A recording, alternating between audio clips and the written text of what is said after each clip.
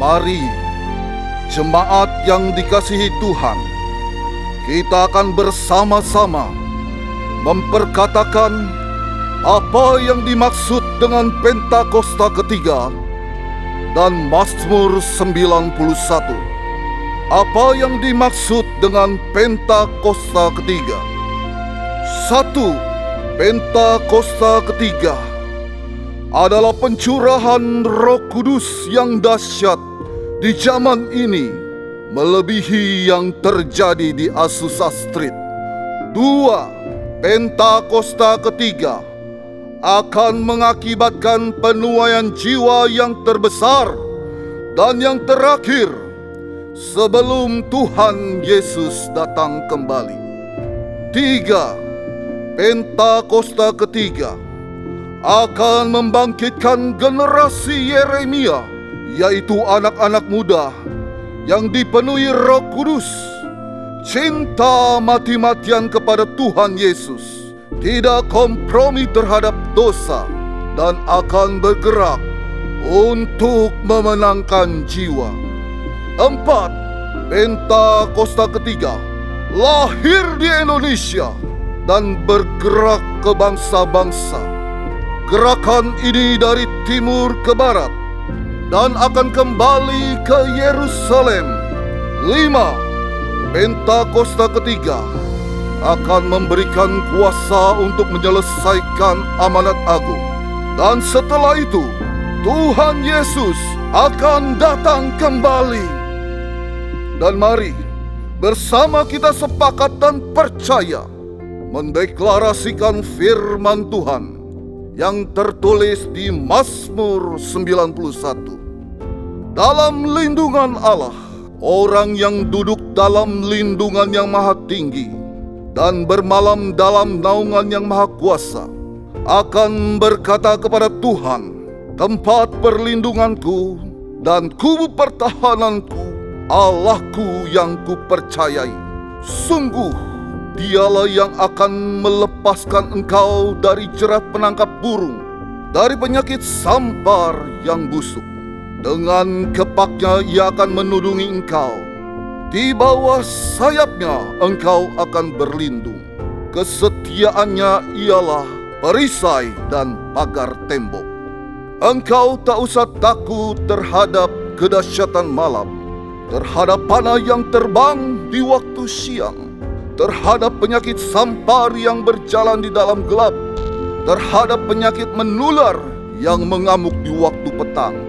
Walau 1.000 orang rebah di sisimu dan 10.000 di sebelah kananmu, tetapi itu tidak akan menimpamu. Engkau hanya menontonnya dengan matamu sendiri dan melihat pembalasan terhadap orang-orang fasik. Sebab Tuhan ialah tempat perlindunganmu, yang maha tinggi telah kau buat tempat perteduhanmu.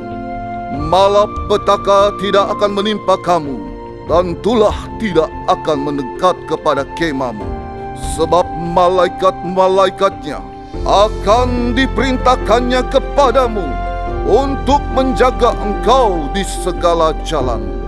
Mereka akan menatang engkau di atas tangannya, supaya kakimu jangan terantuk kepada batu. Singa dan ular tedung akan kau langkahi. Engkau akan menginjak anak singa dan ular naga. Sungguh hatinya melekat kepadaku, maka aku akan meluputkannya. Aku akan membentenginya, sebab ia mengenal namaku. Bila ia berseru padaku, aku akan menjawab. Aku akan menyertai dia dalam kesesakan. Aku akan meluputkannya dan memuliakannya. Dengan panjang umur akan kukenyangkan dia, dan akan kuperlihatkan kepadanya keselamatan daripadaku. Haleluya! Amin.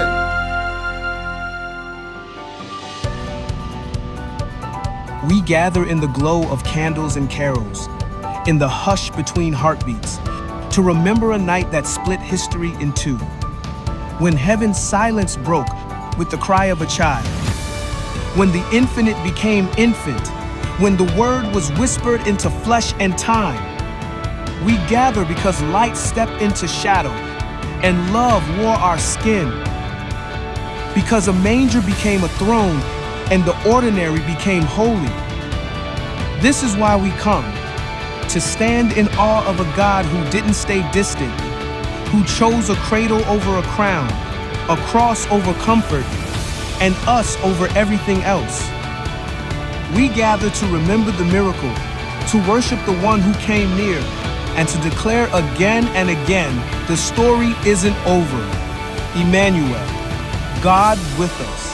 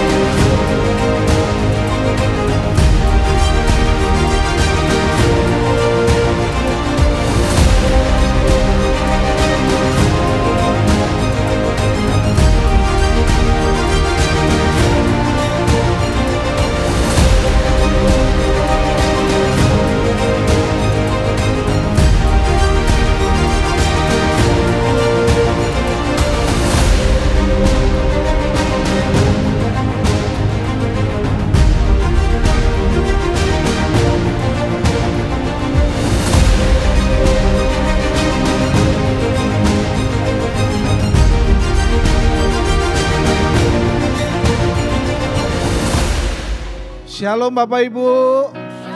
Selamat pagi. Mari tengok kiri kanannya, katakan Tuhan Yesus memberkati. Mari sebelum mulai saya undang semuanya untuk bangkit berdiri. Kita bersama-sama berdoa. Bapak, terima kasih, kami mengucap syukur untuk pagi hari yang indah yang Kau berikan buat setiap kami. Buat napas kehidupan, kesehatan yang Kau beri. Kami boleh berkumpul bersama-sama Tuhan untuk menaikkan setiap pujian, penyembahan dan doa-doa kami. Dan kami percaya Tuhan semua menyenangkan hati Tuhan dan berkenan kepada Tuhan. Tuhan, saat ini kami berdoa Tuhan untuk para korban bencana di Sumatera Utara, Sumatera Barat, bahkan di Aceh, bahkan di daerah-daerah Tuhan. Tuhan, semua di dalam kendali Tuhan. Biarlah bantuan logistik Tuhan, pangan boleh tersampaikan dengan baik. Bahkan badan penanggulangan bencana Tuhan, pemerintah setempat Tuhan dapat mengevakuasi dan merehabilitasi, semua boleh berjalan dengan lancar Tuhan. Kami juga berdoa untuk presiden kami Bapak Prabowo dan wakilnya Pak Gibran. Tuhan, berikan tuntunan hikmat yang daripada Tuhan dalam menjalankan setiap roda pemerintahan. Biar ada tuntunan ilahi dan hikmat daripada Tuhan dalam setiap mengambil keputusan dan kebijakan Bapa. Kami juga berdoa untuk setiap para menteri, pejabat dari daerah hingga pusat Tuhan. Biar mereka boleh bekerja sungguh-sungguh untuk bangsa dan negara ini Tuhan. Memikirkan bangsa ini Tuhan, sehingga bangsa ini boleh menjadi lebih baik dan lebih baik lagi Tuhan. Kami percaya Tuhan, Indonesia akan dipulihkan Tuhan, Indonesia akan diberkati Tuhan. Dan kami percaya pintu-pintu penginjilan Tuhan, dan ada kebangkitan rohani Tuhan di dalam bangsa kami Bapa. Kami juga berdoa untuk gembala sidang kami, Opani Paniko dan Gembala CK7, Dr. Yanto Tuhan. Biar ada pemeliharaan Tuhan sempurna atas hamba-hamba-Mu. Kau memberikan kesehatan yang terbaik, Tuhan memberikan hikmat, tuntunan ilahi dalam mengembalakan setiap kami menjadi umat yang layak kepada Tuhan.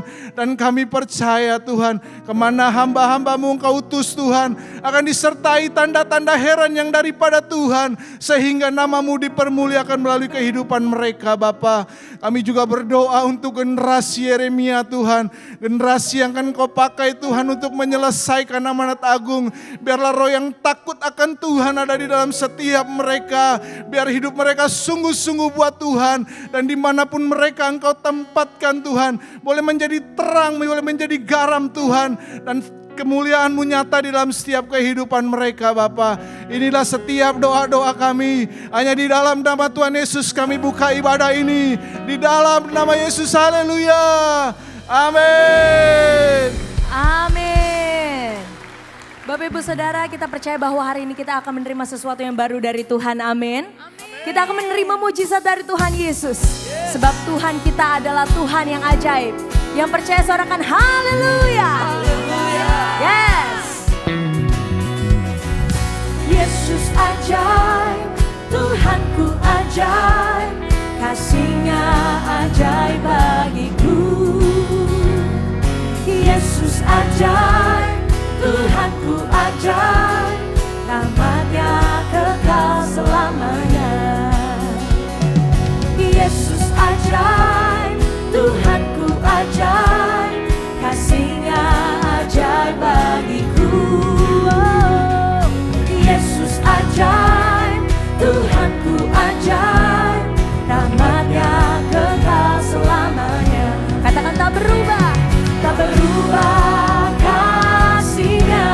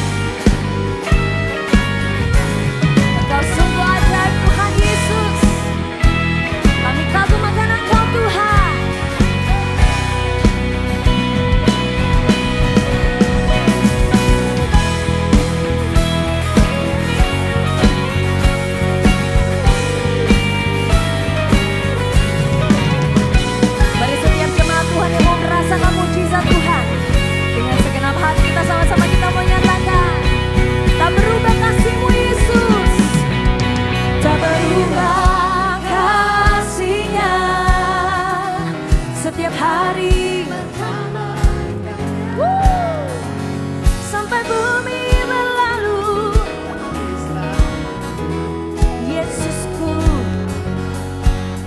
yes, tak berubah kasih-Nya, setiap hari bertambah indahnya. Sampai bumi berlalu dan habislah ragaku, Yesusku ajaib baru. Lebih lagi katakan, tak berubah kasih-Nya, setiap hari bertambah indahnya. Sampai bumi berlalu dan habislah ragaku, Yesusku ajaib baru. Semuanya katakan, Yesus ajaib, Dia berkuasa. Ada mujizat, ada mujizat, ada mujizat, ada mujizat, sebab Yesus ajaib. Sorakan haleluya. Yang percaya menerima mujizat dari Tuhan, sekali lagi berikan tepuk tanganmu. Sorak-sorai bagi Tuhan, come on. Hey. Mari bertepuk tangan semua, come on. Hey.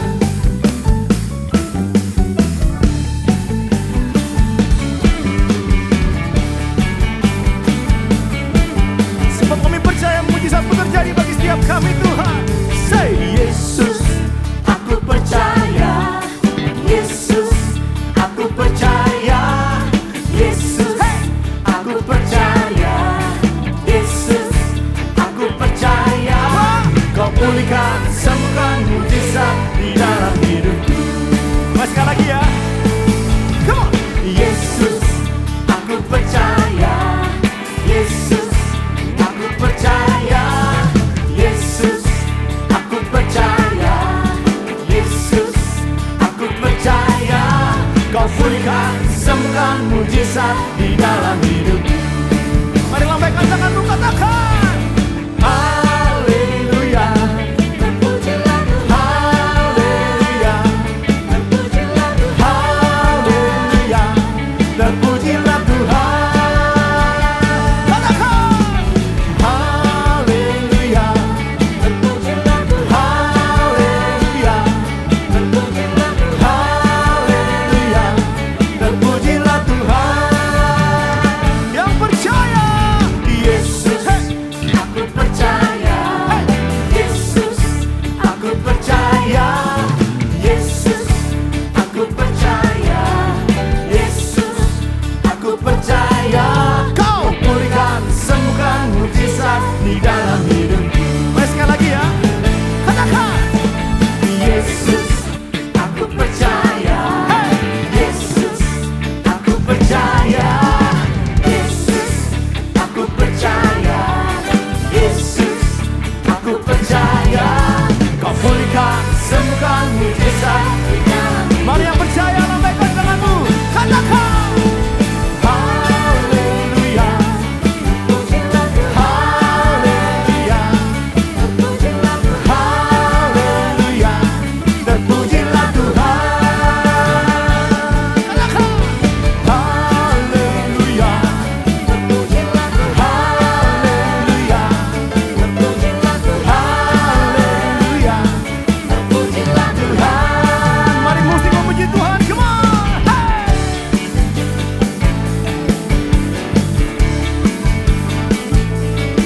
Haleluya.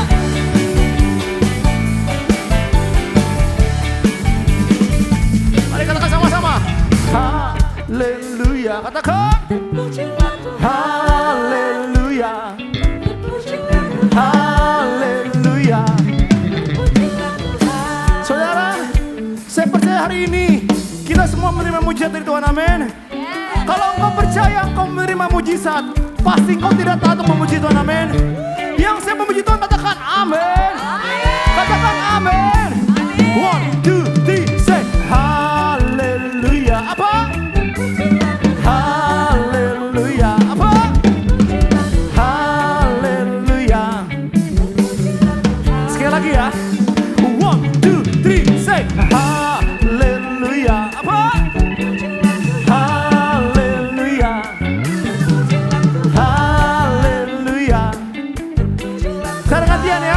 di sini, haleluya. Terpujilah Tuhan, come on. Apa? Terpujilah Tuhan. Apa? Terpujilah Tuhan. Semuanya terpujilah Tuhan. Katakan haleluya. Haleluya. Terpujilah Tuhan. Haleluya. Terpujilah Tuhan. Haleluya. Terpujilah Tuhan. Haleluya. Terpujilah Tuhan. Haleluya. Terpujilah Tuhan. Terpujilah Tuhan. Terpujilah Tuhan. Sama-sama katakan. Terpujilah Tuhan.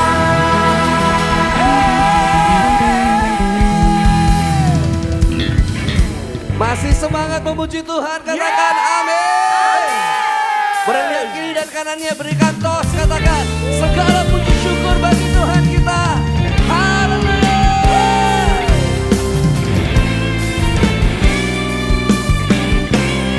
Sama-sama kita katakan segala puji syukur. Haleluya. Segala puji syukur. Say. Segala puji syukur hanya bagimu Tuhan. Amin. Sebab Kau yang layak dipuja. Kami mau bersorak, Kami mau bersorak, tinggikan nama-Mu. Sambil lambaikan tangan, come on. haleluya. Segala puji syukur Segala puji syukur hanya bagimu Tuhan. Sebab Kau yang layak dipuja. Dan kami bersorak, mau bersorak, tinggikan nama-Mu. Katakan haleluya. Sorak haleluya. Soraklah haleluya. Haleluya. Sorak haleluya. Soraklah haleluya. Haleluya. Yang bersuka cita sorakan.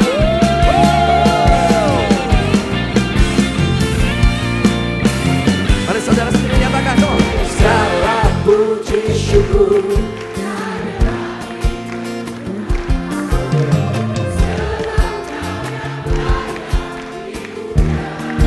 Kami mau terus bersorak ya Tuhan. Lambaikan tangan sama-sama tuh.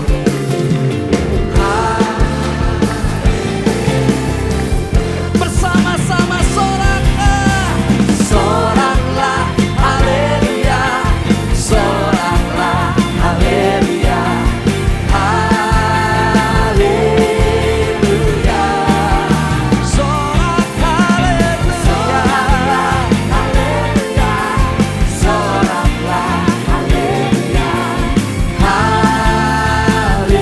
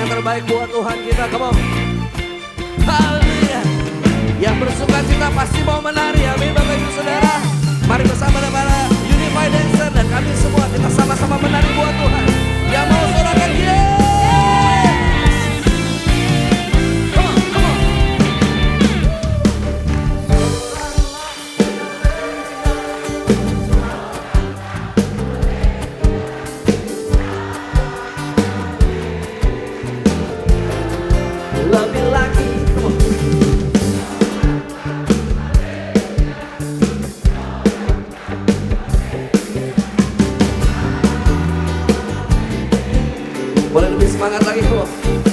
Mari menari.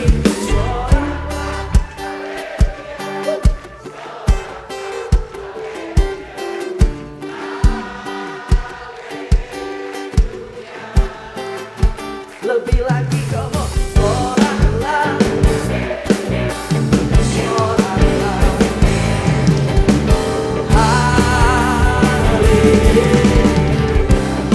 Sama-sama nyatakan soraklah haleluya, soraklah haleluya, haleluya.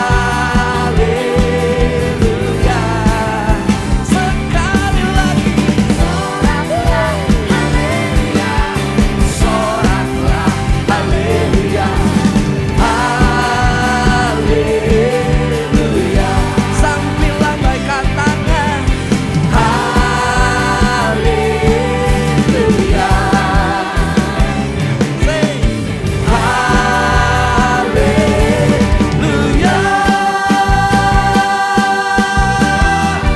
Tepuk tangan yang terbaik buat Tuhan kita. Sekali lagi sorakan haleluya.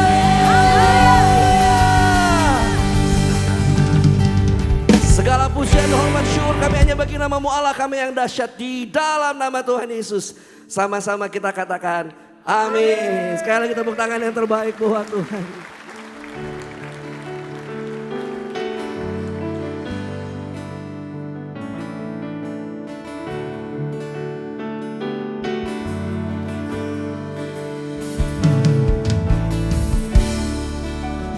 Siapakah kami ini ya Tuhan Yesus? Kau jadikan kami yang paling berharga. Kasih setiamu yang ku rasakan lebih tinggi dari langit biru. Kebaikanmu yang telah kau nyatakan lebih dalam dari lautan. Berkat-Mu yang telah ku terima sempat membuatku terpesona. Apa yang tak pernah ku pikirkan, itu yang Kau sediakan bagiku. Mari katakan, siapakah aku ini Tuhan? Jadi biji mata-Mu. Dengan apa kan ku balas Tuhan selain puji dan sembah. Mari sekali lagi nyatakan, siapakah aku ini Tuhan? Jadi biji mata-Mu. Dengan apa kan ku balas Tuhan selain puji dan sembah. Boleh sekali lagi kita berikan tepuk tangan yang meriah buat Tuhan kita yang dahsyat. Kasih setiamu yang ku rasakan lebih tinggi dari langit biru. Kebaikan terus Kau nyatakan buat kami ya Tuhan, lebih dalam dari lautan. Kami menikmati setiap berkat-Mu Tuhan Yesus. Berkat-Mu yang telah ku terima sempat membuatku terpesona. Apa yang tak pernah ku pikirkan, itu yang Kau sediakan bagiku. Siapakah aku ini Tuhan?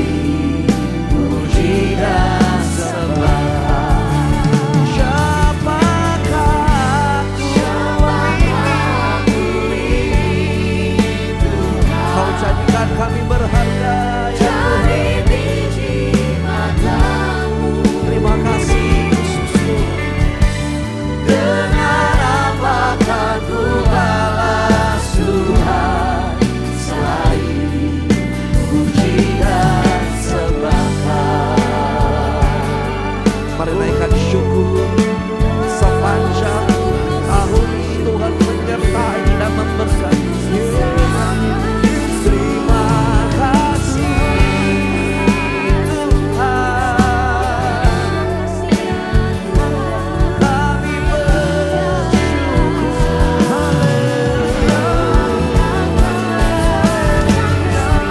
kami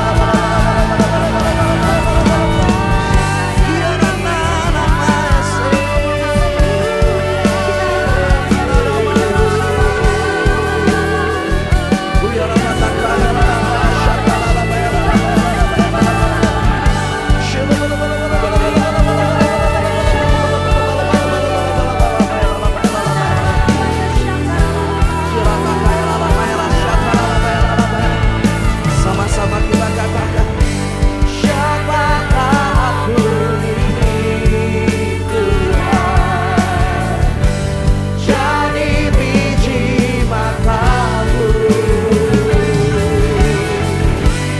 Dengan apakah ku balas Tuhan, selain puji dan sembah.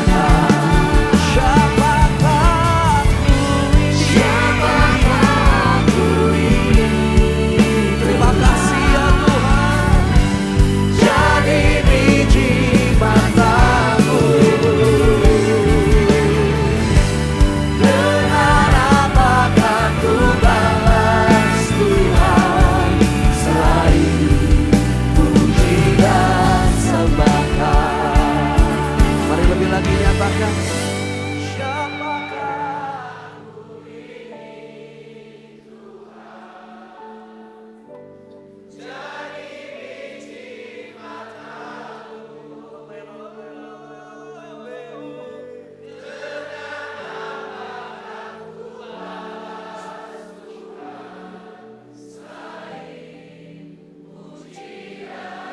Mari sambil angkat tanganmu, nyatakan lebih lagi.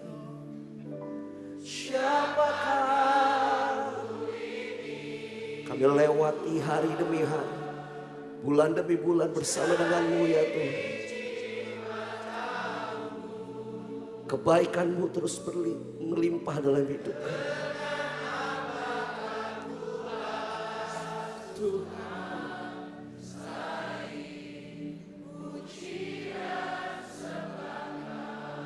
Mari sekali lagi sungguh-sungguh nyatakan, siapakah aku ini Tuhan.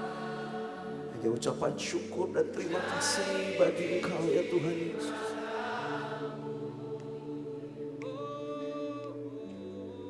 Dengan apakah selain puji dan selain puji dan sembahkan, puji dan sembahkan, oh Jesus. Selain puji dan sembahkan,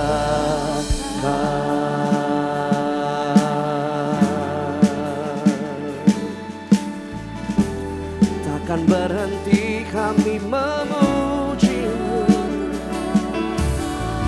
Takkan berhenti kami menyembah-Mu, sebab tak berhenti kebaikan-Mu bagi kami.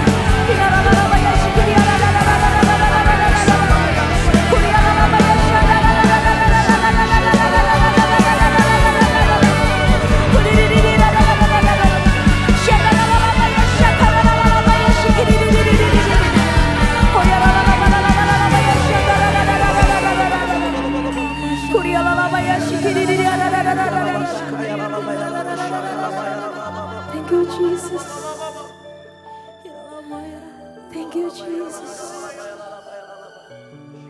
Shita karalalabaya shikiririrararararara. Kami sungguh-sungguh mengasihi Engkau, Yesus.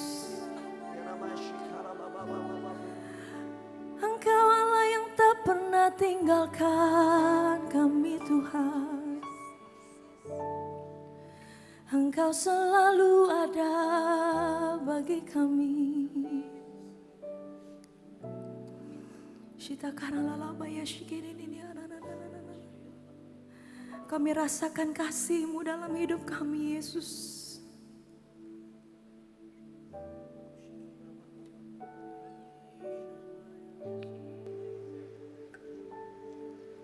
Sungguh ku percaya tiada yang mustahil. Mujizat masih ada dalam hidupku. Sembuhkan sakitku, pulihkan jiwaku.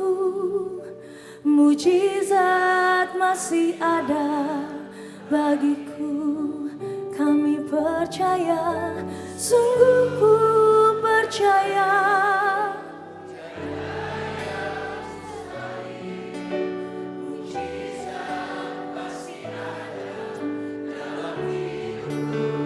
Engkau yang menyembuhkan kami, Yesus. Pulihkan jiwaku.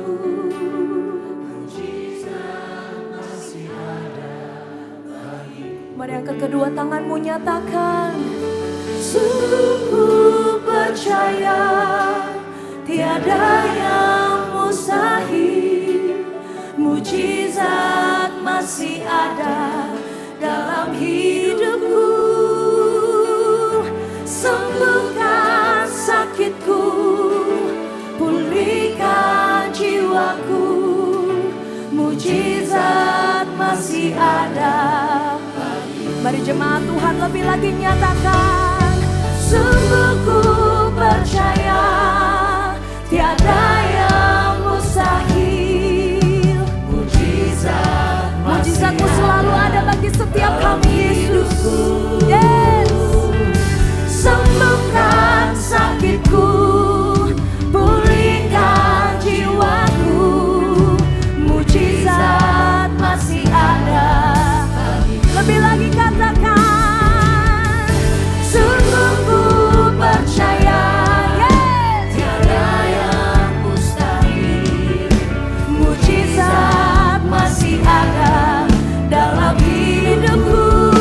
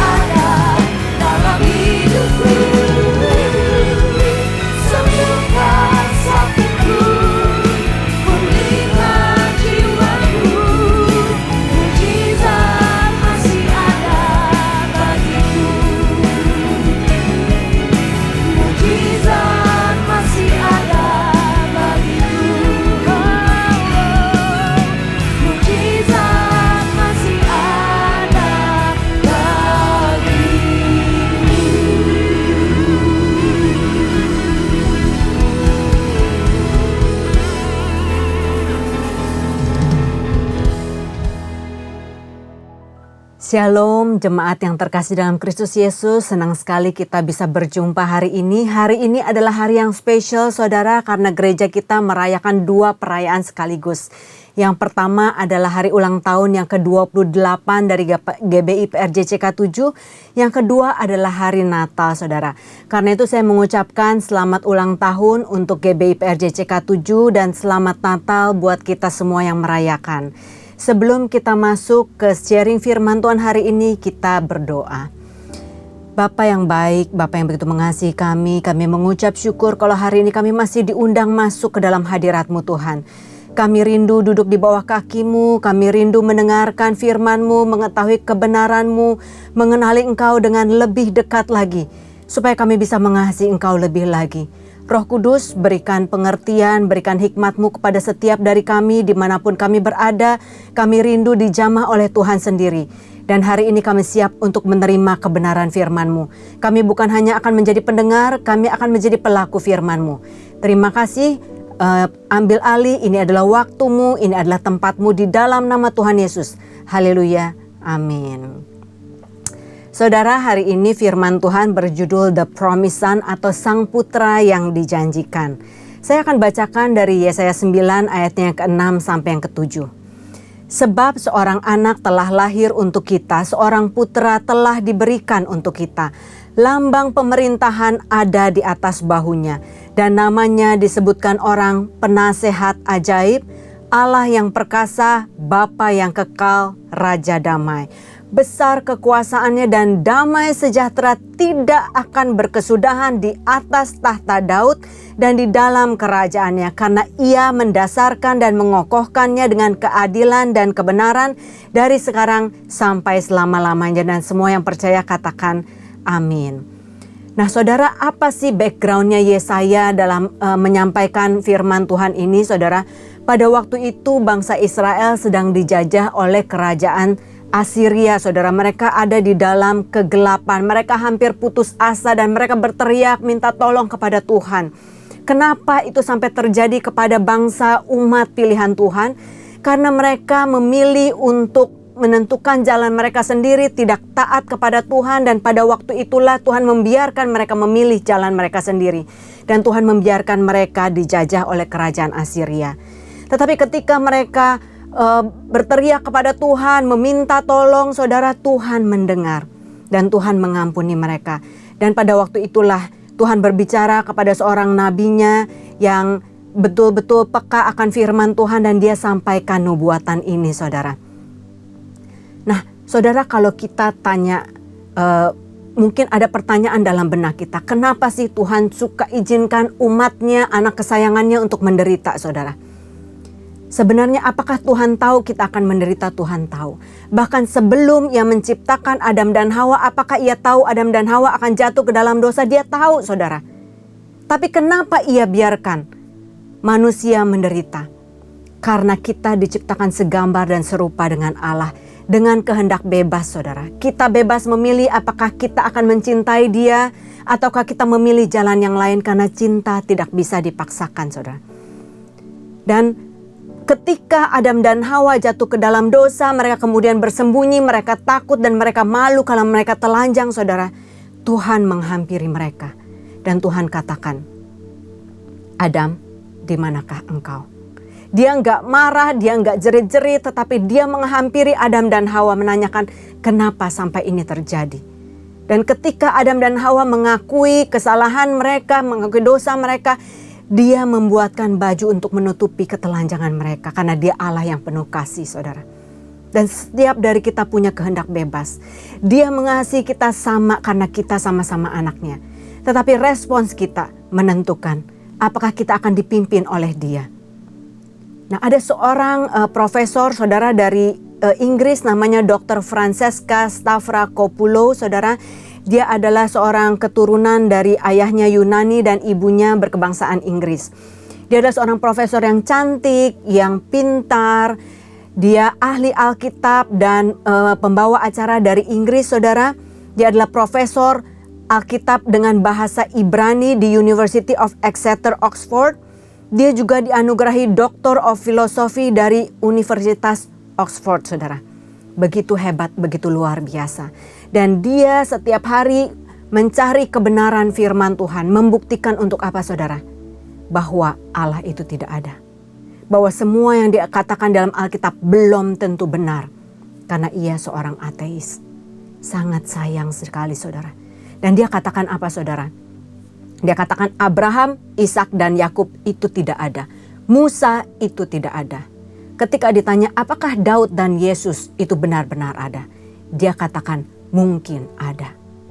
Jadi dia mencari Tuhan Yesus dengan tujuan yang berbeda saudara.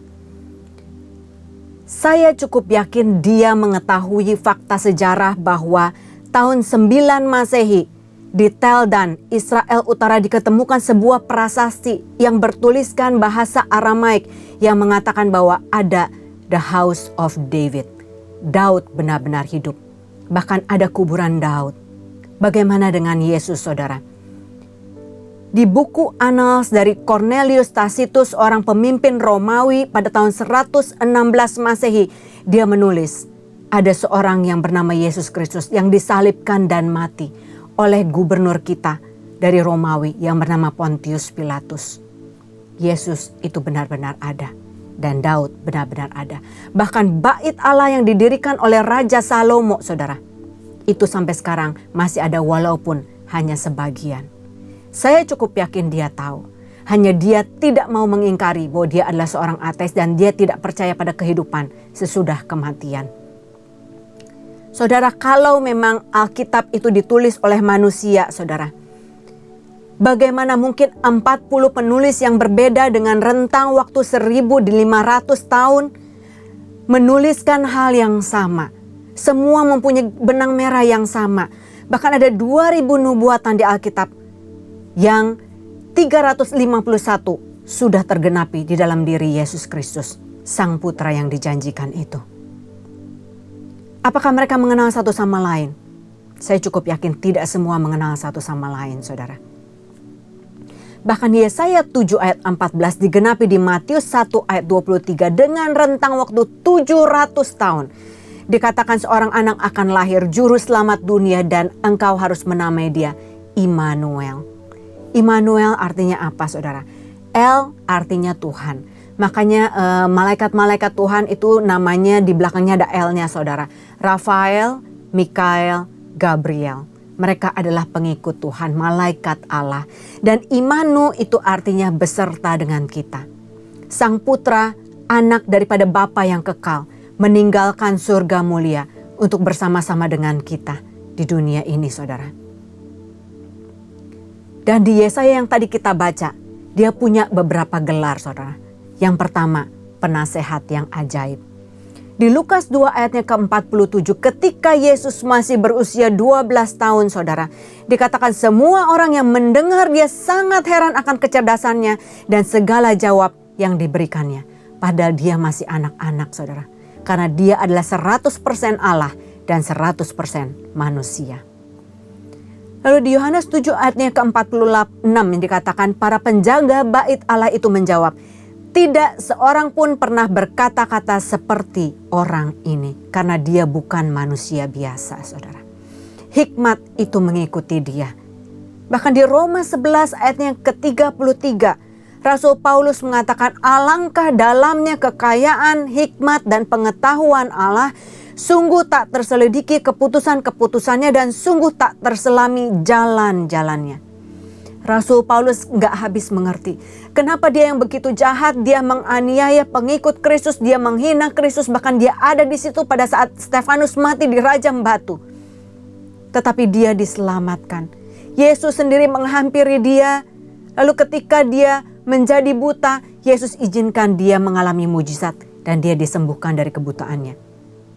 Bahkan Yesus izinkan Saulus berubah menjadi Paulus, memberikan kuasa yang demikian rupa saudara sehingga sapu tangannya pun bisa menyembuhkan. Saulus gak habis pikir, kenapa dia yang begitu jahat tidak dibalas dengan kejahatan, tidak dihukum oleh Allah yang adil. Karena dia adalah Allah yang penuh kasih, Allah saudara dan Allah saya. Sebagai penasehat ajaib saudara, ketika kita ingin mengambil keputusan yang besar dalam hidup kita, Mungkin proyek-proyek di marketplace. Mungkin ketika anak kita mau sekolah, mau kuliah, untuk menentukan masa depan mereka, pernahkah kita bertanya kepada Tuhan? Ataukah kita memisahkan kehidupan rohani kita dengan kehidupan di rumah, saudara? Saya pernah berkhotbah di salah satu cabang kita yang di Saint Moritz, saudara, di Lipo Mall Puri. Dan pada waktu itu mereka mengadakan ibadah raya yang ke-6 di malam hari, saudara. Karena penasaran, saya tanya kepada pelaksana tugas gembalanya, saya tanya kenapa Bapak memutuskan untuk menambah satu ibadah lagi, apakah 5 tidak cukup? Lalu dia tersenyum dan dia menjawab, yang pertama itu karena permintaan dari gembala kita Dr. Yanto. Yang kedua, karena saya sudah minta konfirmasi dari Tuhan. Saya penasaran, saya tanya lagi, bagaimana cara minta dan cara Tuhan menjawab Bapak? Dia bilang begini, gembala sudah minta beberapa kali dan saya mendoakan beberapa kali tapi saya nggak dapat jawaban Tuhan. Lalu saya mengumpulkan pengerja, pemimpin, pendoa, kami mengadakan doa bersama. Dan di situ Pak Adi Putra Hasani sebagai perwakilan pendoa dari Insinyur Niko mengatakan semua pendoa harus ke depan, tumpang tangan atas Pak Sudi supaya dia sungguh-sungguh peka akan suara Tuhan. Dan ketika saya tutup mata, ketika semua orang mendoakan saya, tiba-tiba ada suara seorang perempuan pendoa mendoakan saya dengan bahasa Inggris yang sangat bagus, sangat fasih, dan dia menyampaikan pesan Tuhan. Dia katakan, ini memang pesan Tuhan, bahwa Tuhan rindu kita membuka ibadah yang baru. Dia nggak yakin, dia buka matanya, saudara. Dia bingung karena pendoa itu sepertinya tidak bisa bahasa Inggris. Dan dia lihat mulutnya, dia komat-kamit berbahasa roh, saudara. Lalu dia tutup matanya lagi, kembali yang terdengar adalah bahasa Inggris dengan sangat jelas. Dia buka mata lagi, pendoa itu berbahasa roh, saudara. Lalu karena penasaran, di akhir daripada malam doa itu, dia menghampiri pendoa itu dan dia bertanya, maaf ibu, tadi ibu doakan saya, bahasa Inggrisnya sangat bagus. Ibu itu kebingungan dan dia bilang, Pak, saya nggak bisa bahasa Inggris, saya berbahasa roh. Pak Sudi bilang, oh ya, tapi saya udah buka tutup mata beberapa kali. Ibu menyampaikan bahasa Inggris. Dia bilang, enggak Pak, saya berbahasa roh. Karena ketika kita meminta bantuan Tuhan, ketika kita berbahasa roh, Roh Kudus turun tangan dan dia membantu mendoakan. Sehingga rancangan Tuhan itu sungguh tak terselami. Dia bisa pakai 1001 cara untuk berbicara kepada kita, saudara. Karena itu setiap kali kita ada di persimpangan jalan, setiap kali kita bingung, kita hanya perlu berdoa karena dia hanya sejauh doa, saudara. Amin. Yang kedua, dia adalah Allah yang perkasa, Allah yang berkuasa atas alam. Di Markus 4 ayat yang 39 ketika ada badai, dia dengan yakin mengatakan, diam dan tenanglah. Dan badai pun diam. Dia berkuasa atas alam karena dia adalah pencipta kita, saudara. Dia bukan hanya berkuasa atas alam, dia berkuasa atas sakit, penyakit, bahkan orang yang buta sejak lahir, orang yang lumpuh sejak lahir. Itu disembuhkan, saudara. Orang yang buta sejak lahir itu agak sulit dioperasi, nggak bisa, nggak ada cangkok, bola mata utuh itu nggak ada, saudara. Tetapi apa yang tidak mungkin bagi Allah kita, saudara? Tidak ada. Ya, dia juga berkuasa atas dosa. Dia katakan, manakah yang lebih mudah bagi aku untuk mengatakan bangkitlah dan berjalanlah, atau dosamu sudah diampuni. Karena dua-duanya sangat mudah bagi dia. Bukan hanya itu, saudara. Dia pun berkuasa atas roh jahat. Ketika dia berhadapan dengan orang yang kerasukan roh jahat yang jumlahnya sangat banyak bernama Legion, saudara. Legion jatuh tersungkur dan menyembah dia karena roh jahat pun mengakui. Dikatakan, apa urusanmu dengan aku, hai anak Allah yang maha tinggi. Saudara, iblis, semua pengikutnya tahu siapa dia. Dia adalah anak Allah yang maha tinggi. Sangat sayang. Orang-orang yang pandai memilih untuk menjadi ateis. Mereka nggak percaya bahwa Tuhan itu ada, saudara. Mereka memilih percaya kepada pikiran mereka sendiri. Dan memilih mempercayai bahwa dunia jadi dengan sendirinya. Bahkan apa, saudara? Dia berkuasa atas kematian. Yohanes 11 ayat 43, Lazarus sudah mati 4 hari sudah berbau busuk saudara. Tetapi apa yang tidak mungkin bagi dia? Dia membangkitkan Lazarus dan Lazarus hidup. Sempurna, digenapi karena dia adalah Allah yang perkasa. Pertanyaannya, apakah kita datang kepadanya hanya ketika kita membutuhkannya? Ketika kita nggak membutuhkannya, kita nggak datang sama dia, kita berusaha untuk membereskan semua persoalan kita sendiri. Kita berusaha untuk memakai logika kita, kepandaian kita, dan dengan sombong kita mengatakan, Tuhan, aku nggak perlu engkau. Saudara, ada seorang profesor fisika. Dia berdebat dengan muridnya yang pintar dan Kristen. Dia katakan gini, apakah engkau percaya kepada Tuhan? Muridnya jawab, iya saya percaya dengan segenap hati. Dia bilang, jawab saya, dari mana Allah berasal? Kaitkan dengan ilmu fisika, materi, ruang, dan waktu. Muridnya diam, dia bingung saudara. Dia berdoa minta hikmat daripada Tuhan. Dan dia katakan, Profesor, pertanyaan profesor itu salah. Profesor tanya sama saya, dari mana Allah berasal? Allah yang saya sembah adalah Allah yang kekal, yang tidak berasal dari mana-mana. Dia sudah ada sebelum dunia dijadikan. Kalau dia tidak kekal, saya tidak menyembah dia. Kalau dia datang dari sesuatu, berarti dia adalah ciptaan. Yang kedua, profesor bertanya kepada saya, bagaimana cara mengaitkan, membuktikan bahwa Allah ada dengan waktu, ruang, dan materi? Saya katakan kepada profesor, Kejadian 1 ayat 1. Pada mulanya itu adalah waktu. Allah menciptakan langit, itu adalah ruang. Dan bumi, itu adalah materi. Karena waktu, ruang, dan materi diciptakan oleh Allah saya. Tetapi ketika kita berusaha membuktikan bahwa Allah ada dengan ketiga unsur tersebut, Allah tidak akan ada karena dia adalah pencipta dan ketiga unsur itu adalah ciptaan. Karena sang pencipta tidak ada di dalam ciptaan. Dengan otak kita, ciptaan Tuhan, kita tidak bisa membuktikan segala jalan Tuhan. Karena pikirannya jauh lebih besar daripada pikiran kita. Sang profesor terdiam. Lalu dia melanjutkan. Profesor, bolehkah saya mengatakan bahwa profesor tidak punya pikiran? Profesornya kaget dan sedikit tersinggung saudara. Dia bilang, kenapa kamu berani katakan itu? Karena saya tidak bisa membuktikan bahwa profesor punya pikiran. Saya tidak pernah melihat pikiran profesor, saya tidak pernah meraba. Itu tidak bisa dibuktikan dengan ruang, waktu, dan materi.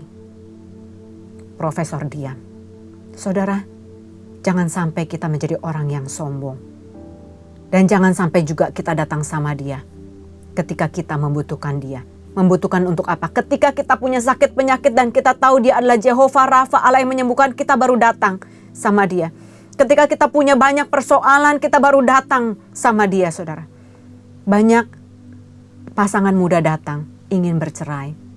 Saya tanya kenapa ingin bercerai? Karena suami saya tidak bisa menjadi raja, imam, dan nabi. Saya tanya, sebelum menikah, apakah engkau tahu bahwa dia tidak sungguh-sungguh di dalam Tuhan? Dia bilang tahu.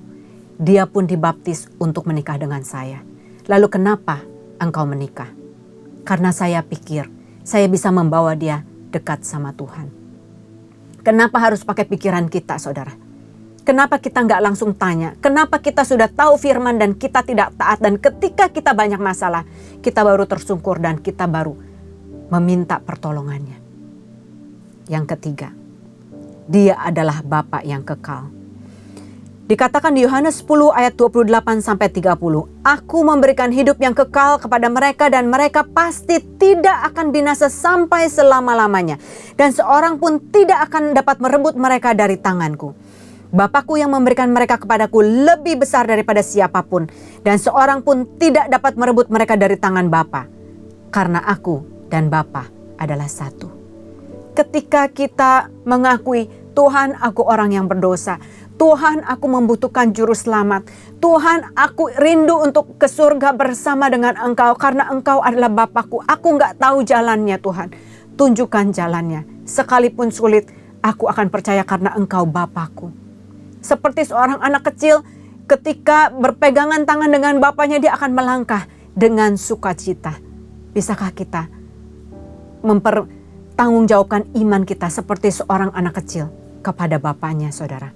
100% percaya Bahkan ketika tidak ada jalan, ketika kita tidak melihat jalan yang terbuka, kita tetap beriman bahwa Tuhan pasti menolong. Karena Bapa tidak pernah sedetik pun meninggalkan kita, saudara. Saudara, saya 5 bersaudara, kami perempuan semua, dan saya yang pertama menjadi Kristen, percaya kepada Yesus. Saya yakin dan percaya itu bukan kebetulan, saudara. Lalu ketika saya kuliah di Australia, saya bawa 3 adik saya ke gereja dan mereka percaya kepada Yesus. Lalu kakak saya menyusul, saudara, dia pun percaya. Papa mama saya belum mau membuka hati sampai COVID kemarin karena kekhawatiran mama saya membuka hati untuk Kristus. Tetapi papa saya adalah orang yang keras. Dia mengeraskan hatinya dan dia tidak percaya. Saya tanya kenapa papa nggak bisa percaya bahwa Yesus adalah Tuhan. Dia bilang begini, saya nggak habis pikir kenapa orang yang baik seperti kita nggak pernah membunuh, nggak pernah merampok, nggak pernah mencuri, nggak bisa masuk surga.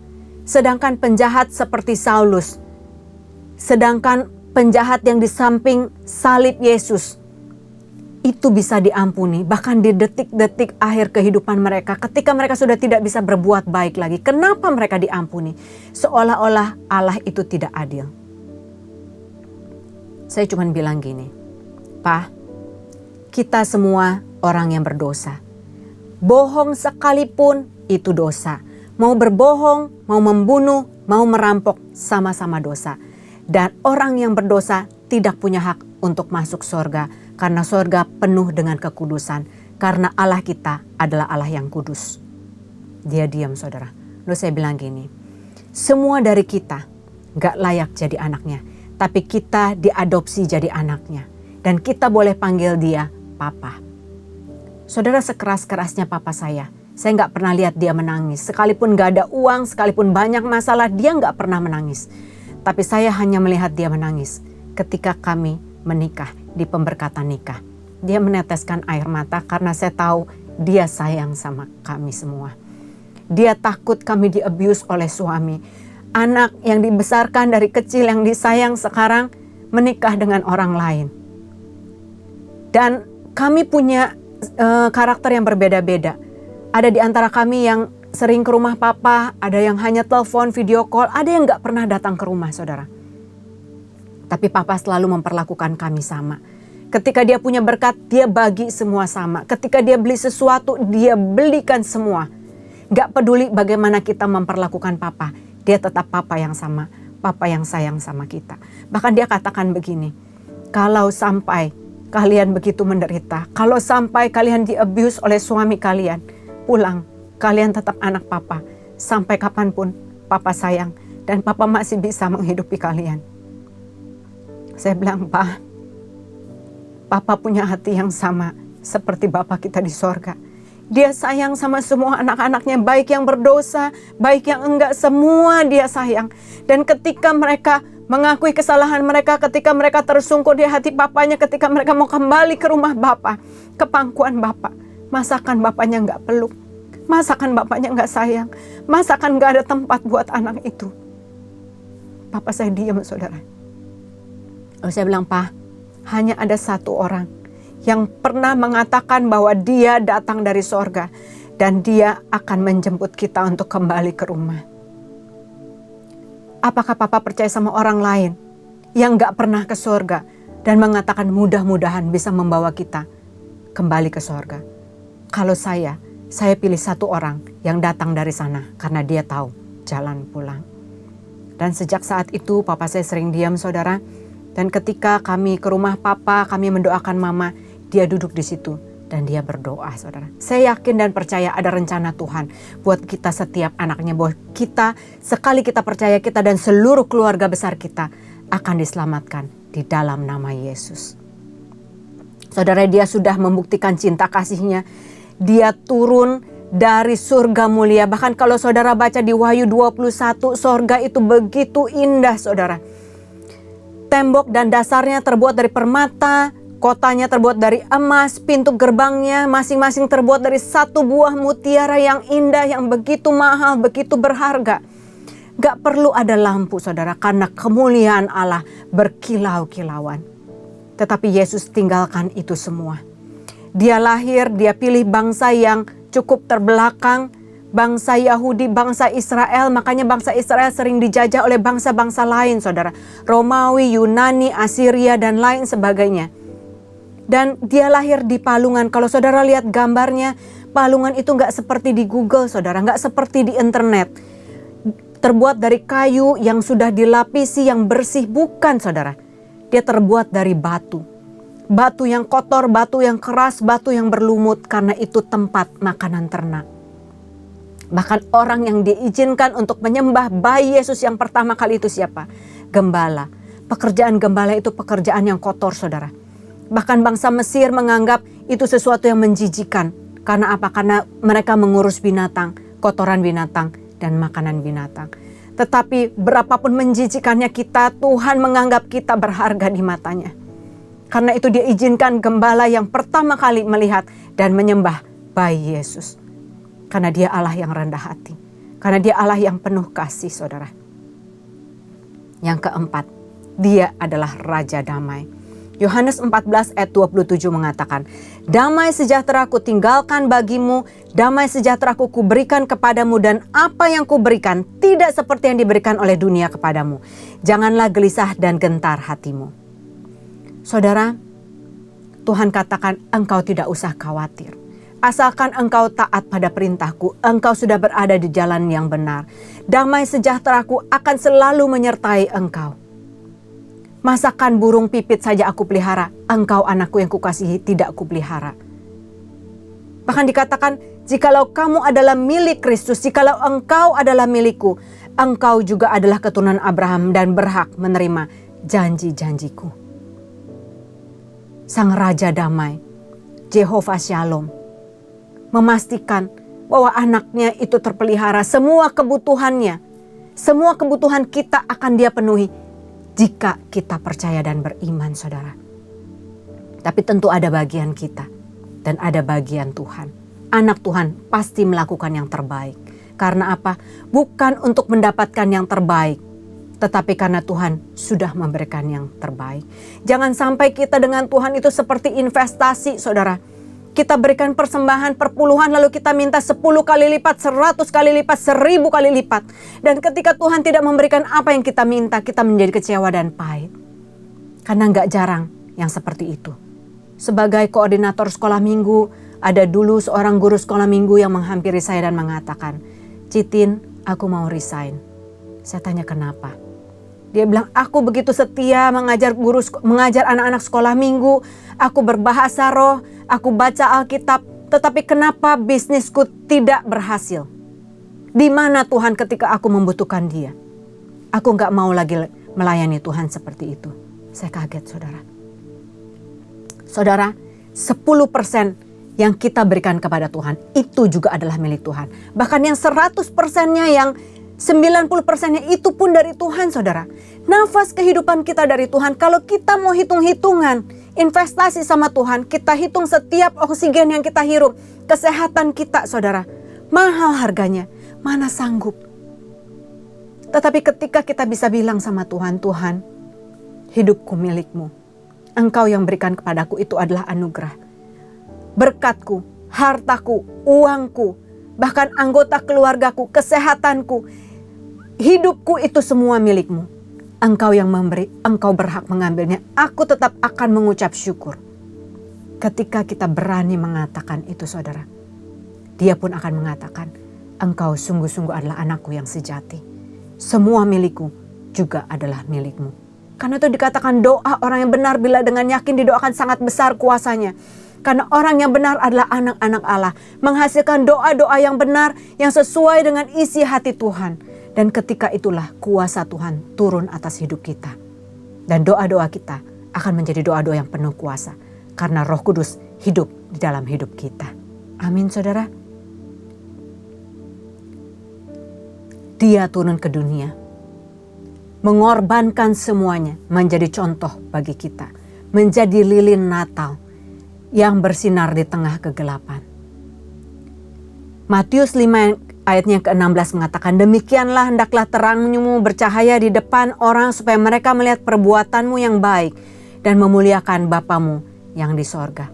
Itu tujuan Natal, saudara. Sebagai sebuah lilin, kita mengorbankan hidup kita. Bukan supaya kita masuk sorga, saudara. Tetapi karena kita sudah menerima anugerah itu, kita mengorbankan semuanya supaya orang lain bisa masuk sorga. Karena mereka pun anak Allah. Karena Tuhan pun mengasihi mereka. Mereka berada dalam kegelapan sama seperti yang tertulis dalam kitab Yesaya. Mereka nggak tahu, mereka hampir putus asa, saudara. Kedepannya kita nggak tahu kapan resesi ekonomi akan berakhir. Kelihatannya banyak pekerjaan yang akan diganti oleh AI. Banyak virus yang berkembang. Banyak penyakit yang kita nggak tahu, saudara. Tetapi ketika kita percayakan itu, ketika kita mengorbankan diri kita, waktu kita untuk melayani mereka, membuktikan bahwa Allah kita adalah Allah yang hidup. Ketika itu juga, kita sudah menjadi lilin yang menyala di tengah kegelapan. Semakin gelap, akan semakin terang nyala lilin itu. Research membuktikan pada saat sekarang, 1 dari antara 3 orang pernah mengalami stres berat hingga depresi. Punyakah kita hati Tuhan untuk menjadi wakil Tuhan, menjadi perpanjangan tangan dan kasih-Nya? Saudara, Christmas is not a time to receive. Natal bukanlah waktu untuk kita mengharapkan hadiah, menerima sesuatu, saudara. It is a time to give our life as a gift. Ini adalah waktu di mana kita memberi. Karena Alkitab katakan lebih baik memberi daripada menerima. Ketika kita memberi, terus akan ditambah oleh Tuhan sehingga kita berkelimpahan. To give our life as a gift to Christ and to others. Membagikan hidup kita menjadi berkat buat Tuhan dan buat sesama. Christmas is not about the presents. Bukan tentang kado Natal, bukan tentang gemerlap Natal, bukan tentang Santa Claus, bukan tentang perayaan Natal. But about His presence in our life. Tapi tentang kehadiran Sang Putra Mahkota dalam hidup kita. Sebagai apa, saudara? Sebagai penasehat ajaib. Sebagai Allah yang perkasa. Sebagai Bapa yang kekal. Dan sebagai Raja Damai. Itulah arti Natal. Saudara, saya rindu kita bisa merenungkan keempat tokoh peran Allah dalam hidup kita. Apakah sungguh-sungguh Dia adalah penasehat kita? Apakah kita sudah sungguh-sungguh tanya sama Dia? Apakah sungguh-sungguh Dia Allah yang perkasa? Atau seringkali ketika kita menemui jalan buntu, kita mulai tanya sana sini. Kita mulai cari jalan yang lain. Kita mulai tanya orang pintar. Kita mulai ke feng shui. Dan kita menduakan Dia. Yang ketiga, apakah sungguh kita Bapa yang kekal? Seperti seorang anak yang merasa aman di pangkuan Bapanya. Apakah setiap hari kita rindu untuk melihat Bapa kita? Apakah kita setiap hari menyediakan waktu untuk berbincang-bincang dengan Bapa kita? Dan apakah Dia adalah Raja Damai bagi kita? Ataukah kita masih penuh kekhawatiran, mengandalkan diri sendiri? Lakukan bagian kita, saudara. Dan Dia akan lakukan bagian Dia. Saya rindu kita semua bisa menyanyikan lagu ini, saudara. Dari dasar hati kita yang terdalam. Mempersembahkan hidup kita, mengakui Dia sebagai Tuhan dan Allah, Juru Selamat kita. Kita sama-sama nyanyikan lagu ini.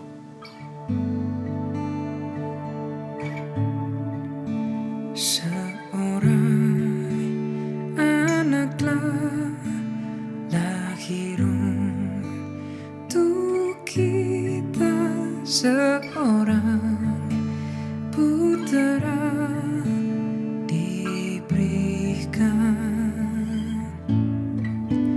lambang pemerintahan di atas bahunya, dan namanya pun disebut orang penasehat ajaib, Allah yang perkasa, Bapa yang kekal, Raja Damai. Sambutlah Dia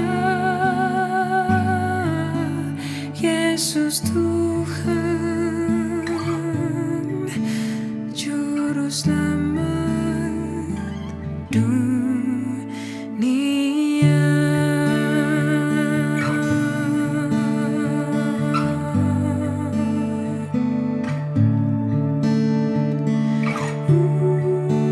Kita tutup dalam doa.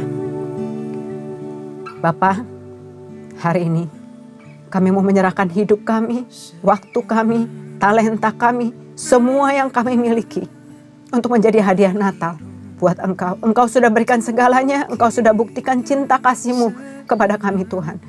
Dan ini saatnya kami buktikan cinta kasih kami kepadamu. Semua yang kami miliki, Tuhan pakai menjadi kemuliaan, menjadi lilin-lilin kecil yang menyala di tengah kegelapan, menjadi sumber sukacita Natal untuk mereka di luar sana yang hampir putus harapan.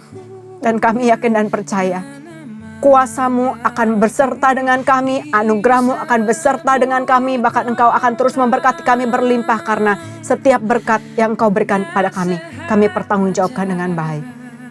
Dan satu saat nanti Tuhan, kami yakin dan percaya Engkau akan hadir menjemput kami, membawa kami pulang. Akan ada damai, sukacita, kemenangan, sorak-sorai di sorga. Dan hamba-Mu berdoa untuk jemaat-Mu yang setia. Jemaat CK7 Tuhan berkati mereka, bawa mereka ke dimensi yang lebih tinggi, mengenal Engkau sebagai juru selamat mereka sungguh-sungguh. Sebagai penasehat yang ajaib, Allah yang perkasa, Bapa yang kekal, Raja damai. Dan biarlah dalam setiap keputusan mereka, dalam setiap hal yang mereka lakukan, Roh Kudus Engkau beserta dengan mereka. Berikan hikmat seperti Salomo, berikan hati yang mengasihi Engkau seperti Daud, berikan kepandaian seperti Daniel. Dan kemanapun mereka pergi, mereka akan membawa kemuliaan-Mu dan membawa jiwa-jiwa. Terima kasih Bapa, di dalam nama Tuhan Yesus kami telah berdoa mengucap syukur. Dan semua yang percaya katakan, amin. Terima kasih, Tuhan Yesus memberkati dan selamat hari Natal.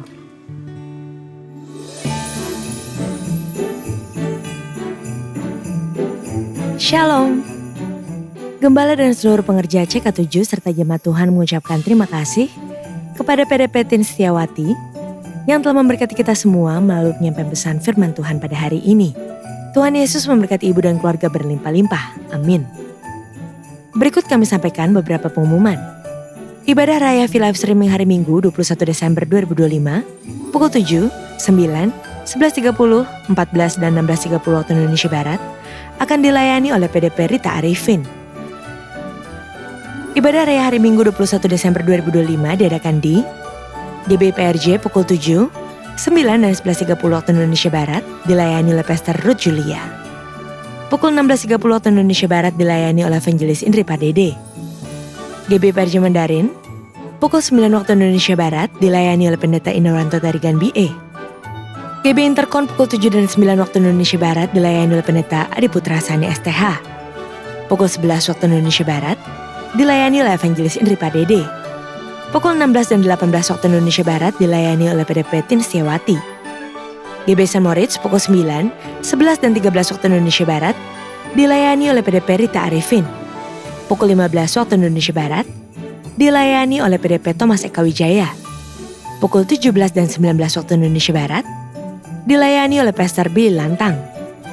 GB PRJ Pluit pukul 9, 11 dan 16.30 waktu Indonesia Barat dilayani oleh Pastor Tilio Lopman. GB HCR pukul 8 dan 10 waktu Indonesia Barat dilayani oleh PDP Hartono. GB Alam Sutra Mall pukul 7 dan 9 waktu Indonesia Barat dilayani oleh Pendeta Dr. Andes Markus Simanjuntak MTH. Pukul 11 dan 13 waktu Indonesia Barat dilayani oleh Pendeta Adiputra Hasani STH.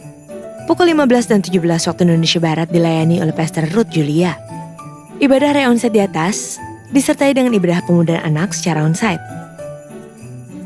Ibadah tayang ulang atau rerun yang dilakukan secara onsite untuk ibadah Mandarin Service dan 2PM yang professional and couple service dapat diikuti melalui YouTube channel GBPRJ CK7.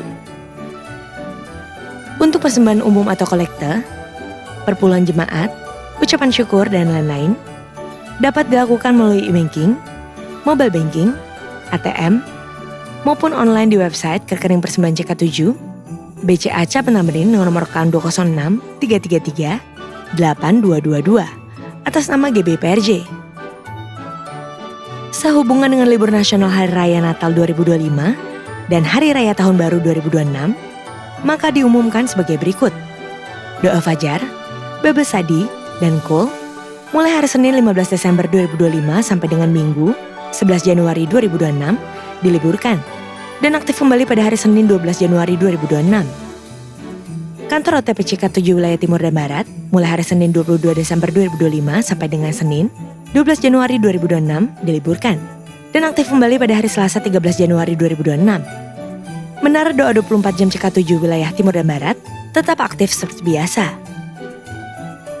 Berikut kami informasikan pasangan dari Jemaat GBPRJ Group CK7 yang akan melangsungkan pemberkatan nikah.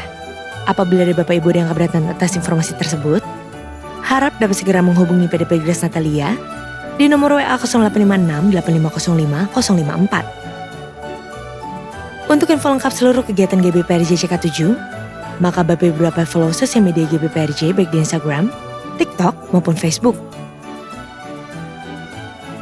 Sekian pengumuman pada hari ini. Terima kasih atas perhatian Bapak Ibu sekalian. Tuhan Yesus memberkati.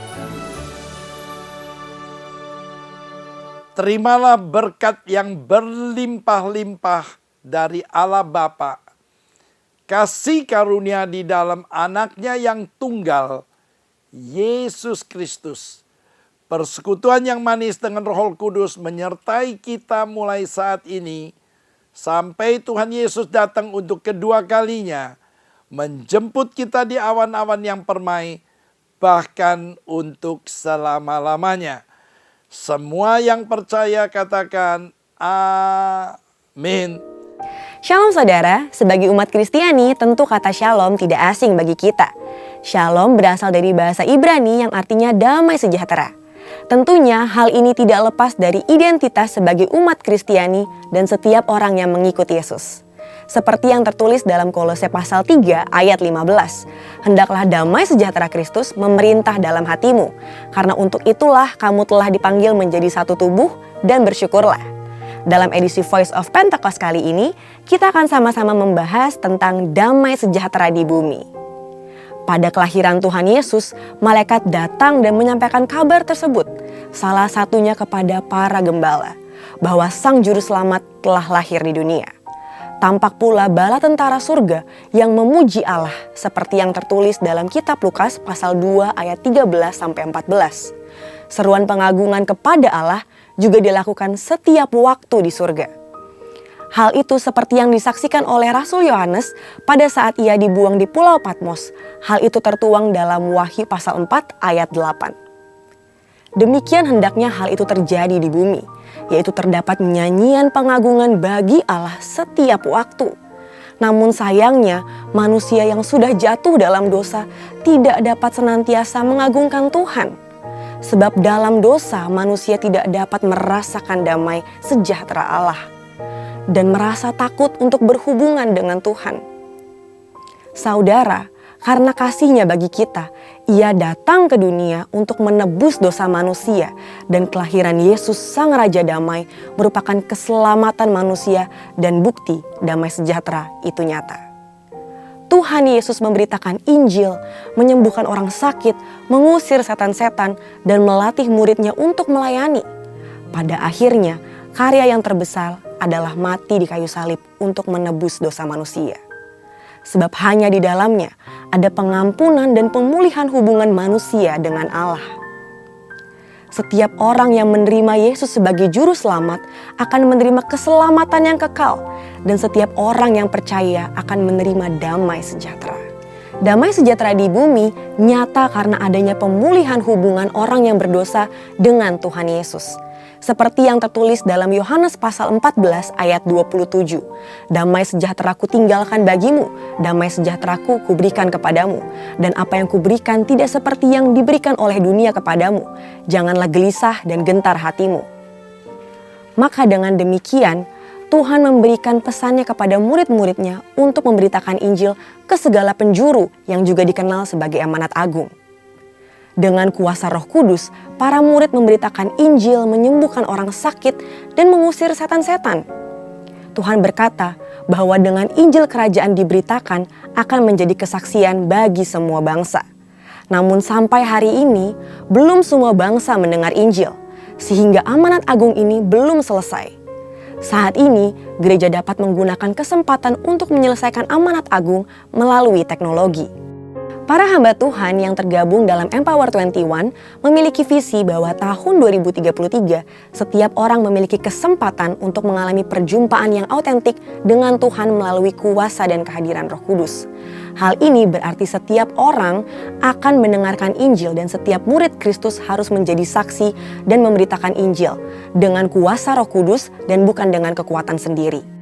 Saudara, Tuhan akan memberikan damai sejahtera kepada manusia seperti yang tertulis dalam Efesus pasal 2 ayat 14-15. Karena dialah damai sejahtera kita yang telah mempersatukan kedua pihak dan yang telah merubuhkan tembok pemisah, yaitu perseteruan.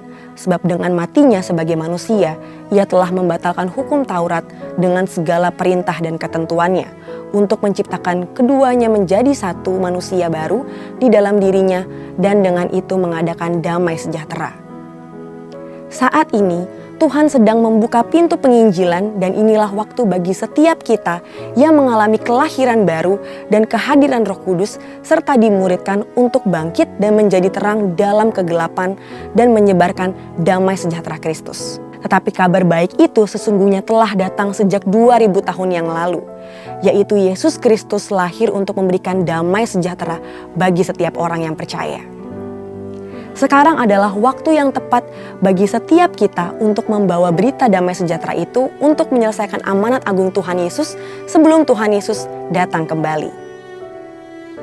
Saudara, untuk penjelasan lebih lengkap dari tim teologi kami, silakan buka link yang ada di atas atau scan QR Code yang tersedia. Tuhan Yesus memberkati.